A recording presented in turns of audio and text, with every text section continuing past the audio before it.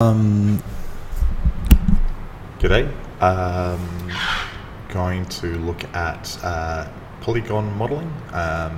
This is what I covered today, and just really extrapolating on the first lecture about graphics and history.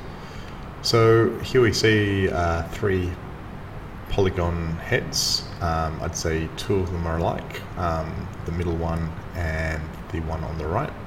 You can see a little bit more definition just underneath the nostrils there, just the purse of the lips, and you can see that's not going to happen on the left-hand model. On the right-hand model, you can see there's significantly more polys. Chances are it's taken from the base mesh on the left, and that's generally what you'd create in Maya, which is nice and symmetrical, and there's lovely quad polys all joined together. It's really great. And yeah, you can see there that what happens is once you add more polygons, it becomes smoother. However, you don't necessarily need too many polygons to make a body or geometry smooth. So you'll see here is that you can actually use a minimal amount of polygons, and then you can use smoothing to create the illusion that of a rounded object or a curved object. Here you see on the left you see a hard default polygon mesh. On the right you see a smooth polygon mesh, and in the middle it's a combination of both. Often it's quite easy to sculpt or to manipulate the mesh as in the default position. It's quite easy to move faces around or vertexes around or edges around, but when it finalizes smooth poly mesh display, that's what you want to see. So each one of these polys, the nomenclature or the technical sort of words we'll throw around here, are made up of faces. So each one of those quad faces have 4 edges, as you'd expect, and 4 vertexes. So a vertex is a fancy way of saying corner. I might refer to them as vertices during the course, but yeah, it's edges and vertices. And if you've got 4 edges, chances are you'll have a face. Don't worry about the normal for the moment, we'll talk about that in a sec. But what's really critical and what you get out of this lecture is just to understand the basic fundamental terms like edge, face, and vertex. Here you'd see, let's say on the left there, or on all 3 of them actually, you can see one side there that has 9 faces, all, essentially it's a 6-sided cube, as all cubes are, but it's broken, each side is broken up into 9 faces. And if we use this terminology here, the vertex, so the corner points, you can see here is the corner point, corner point, corner point. They're vertexes or vertices. Here you can see them here, here, here, here, here, here. If we're talking about the edges, you can see them along here, along here, along here. So you can get the I can't get that to work, sorry about that. But yeah, and the same likewise here. So you can see 1, 2, 3, 4, 5, 6, 7, 8, 9 faces, and then you can see the edges along here and along here, and the vertices along in there and in there and there.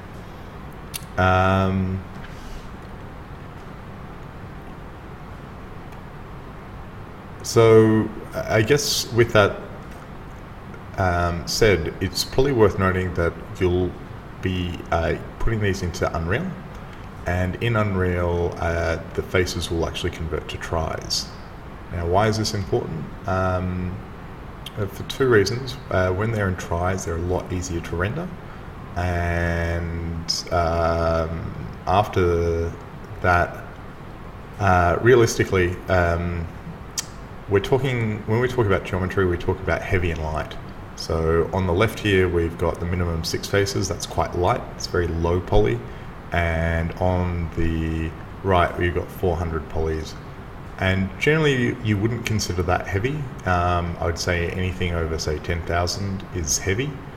But I guess the way to think about it is there's a weight limit on how many polygons you can have in a scene. There's no hard and fast rule, but other than to say that the more polys you have in a scene, the more power your graphics card will need. And yeah, so ideally with anything that you create, you want to create game type models. Have a look up on Sketchfab, type in game ready models. And what's super important is that they've got the minimum amount of polygons for what they're being seen, right? So that's what you want to know. It's the basically the minimum amount of polygons to create a realistic looking render. So again, just so you know, if we ever mention tries, or if you ever see tries in Unreal, it's because Unreal automatically converts quad polygons to tries, and tries just means it's cut into triangles. It's like this, as you can see there, that's a try. Now, we mentioned normals before, and I'll just scoot back for a tick. So that normal that's sticking up there, that's perpendicular to the face.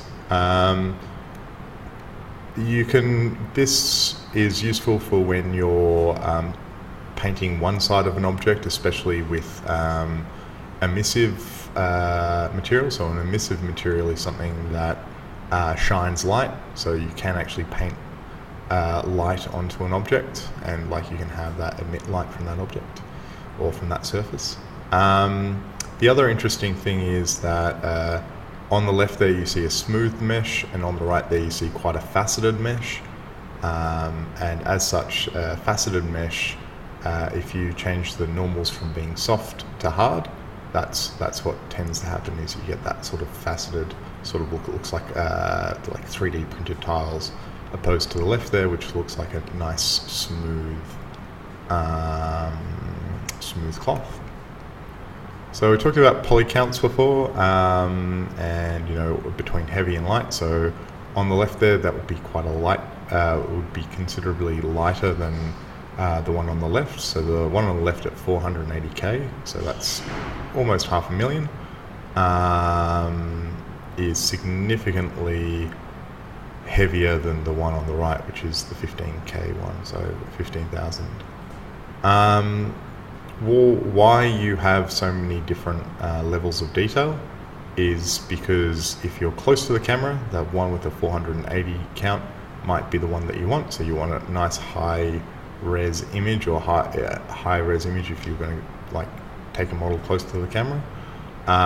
Likewise, where if you want a high poly model is when you've got it really close to the camera, and you're going to see all those details pop out.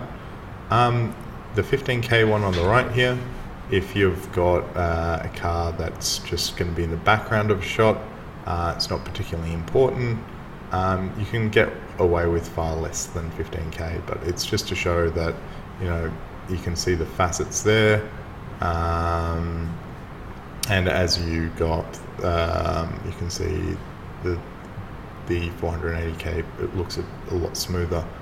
Although it depends on, like, can you tell the difference between the 120 and the 480? This is the question that I'd ask. And the reality is, in a lot of these cases, is that you can get away with a lot more than you think. As a default, I think when you're a designer in this field, you tend to err on the side of caution. You put in a lot more polys than you actually need. The actual secret to becoming a good modeler is to have the absolute least amount of information to produce the best results. So it weighs down your graphic card the least. So here's a Polygon workflow. You got Maya, Unfold 3D, which sorts out the UV mapping, and Mudbox. So just so you know, good geometry when you make it in Maya should be symmetrical ideally, should have clear quads like this, and should have a clear logic to it. Shouldn't be scattered like this where you're seeing some tries along here. Everything's kind of all over the shop. You've got kind of a half smirk here, because once you've got a mesh like this, it makes it very hard to detail in any way. You can't use it in any other program realistically, because the UV mapping will be off, and maybe if you try and modify it in Mudbox or something like that, it's just going to go all over the shop. So it's always good to follow best practice and try and create clean meshes like this. So an example of this would be, you might start off with something like this in Maya, and then you'd use Unfold 3D, and then you'd create a seam down the back of the skull like that, and that would unwrap like that, which is quite good. And once you save that out, then you go into Mudbox, and then you create a more detailed sculpted head. This is important, this section here. As you can see here, the checker pattern's quite uniform. The size between the neck and the face isn't too disproportionate. It's quite good. Nothing looks skewed, there's no checks that are, warped in any way, shape or form. This is a pretty good UV model. What a UV model is basically when you've got geometry and you want to apply a material and textures. What happens is that you want it to map to the correct location. So the correct location, if it's not well UV model, if you've got bits dangling off here or pieces going over the top of each other, when you start painting at the top of the head, say the forehead there, you might find sections of the neck being painted. Or you might find parts being skewed or smeared, or alternatively just not showing up at all. So all these things are worth considering. So here you can see a dragon's head, which is really well done. You can see all the checkers are quite uniform, and you can see the seams of how they're being cut up like that. It's really great. Here's probably an earlier version where you can see the detail in the eyes. The resolution of the images there is far too high in comparison to the rest of the body, and the detail in the teeth. So the textures there will be very high resolution, and everything across the broad neck and face of the dragon will be quite low resolution. So again, you want all the resolutions of what you do to be consistent, and that way it will be very easy to paint them in Substance Painter. So you go from something like this, and you go into Mudbox or ZBrush or something like that, and create some more detail. This is actually creating geometry, but it also uses both geometry and it looks like normal or bump maps. So once you've got that, then you can take it into Substance Painter, and then you can kind of texture it all up. We'll have a look at a dragon after all this is done. You can kind of have a look at how it's UV and what's been done to it. So just to recap, on the left you've got good uniform UVs that kind of map around complex parts of geometry, teeth and whatnot. And on the right you've got the polar opposite, that you've got the top of the skull there. It's just really stretched. You imagine like a piece of fabric that you've really stretched over, like a latex or something with a pattern on it, it's going to look terrible. Doesn't matter what you paint there, it's just going to look very skewed and awkward. Yeah, and it doesn't wrap around very well. So here you can see it's wrapping around really nicely on that part of the jaw. Here it's just completely flat. So yeah, also you can see here that's going to be really high res. Here it's going to be low res. And here it's just going to be absolutely skewed. So just trying to keep them consistent. It's good housekeeping, or good practice rather, I should say. And it just makes your life a lot easier, and you'll get a lot better results if you do this step. So just to recap again, just repeating myself, just to drive the point home, you've got something like a very low poly model in Maya that you'd create. Then you'd add some polys, and then you'd move it into something like Mudbox or ZBrush, and then you can kind of add a little bit more detail there. You can see there the wings starting to take form. You've got some detail in front of the eye there, and yeah, you're starting to see some feathers and a little bit of a kink in the mouth. And it's really just like we said with the life drawing example, it's just taking something very basic, quick and dirty, as I like to say, or quick and slick, and move up the ranks and get into something like this guy on the right, using Mudbox or a detailing program like that. So let's just play with this. I'd highly recommend opening it in your own browser and having a bit of a play. So it's just tinyurl.com/dragonenergy. So here you go. It's an incredibly well detailed model. You'll find that it's actually quite medium poly. So if we look here, we might just put that as most basic. Here you go. You can see the poly count isn't particularly huge. It is particularly impressive though, given how complex the details are on there. So they've kept it, as the minimum amount of polys they can use to get the point across, to get to really sell the idea of this being a dragon. You can see the UV mapping there is particularly impressive. They've kept it reasonably consistent, which is great, really great to see. Even on the inside, I mean, they've gone to so much effort with this dragon here.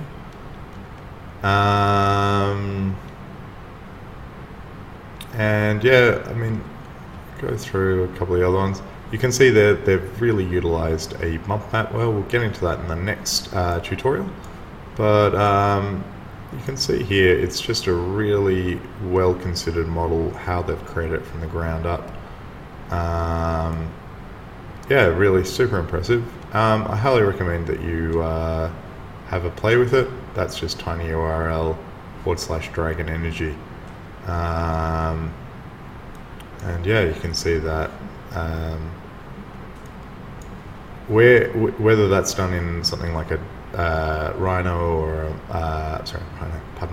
Mudbox or a ZBrush, or it could be done in Substance Painter, I don't know. But it's nonetheless very impressive just using texturing, so that's kind of cool. Anyway, have a look at that. Press the buttons, numerical buttons. I think it's 5 to take it on and off, 4 for the UV checker, 3 will show you the different types of... Oh, that's the vertex normals, by the way. There you go, you can see the vertex normals perpendicular to the surface. And you can see what types of layers that they use there. It's kind of cool.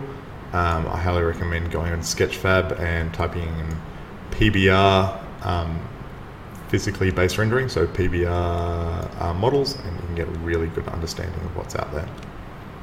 Okay, thanks for your time.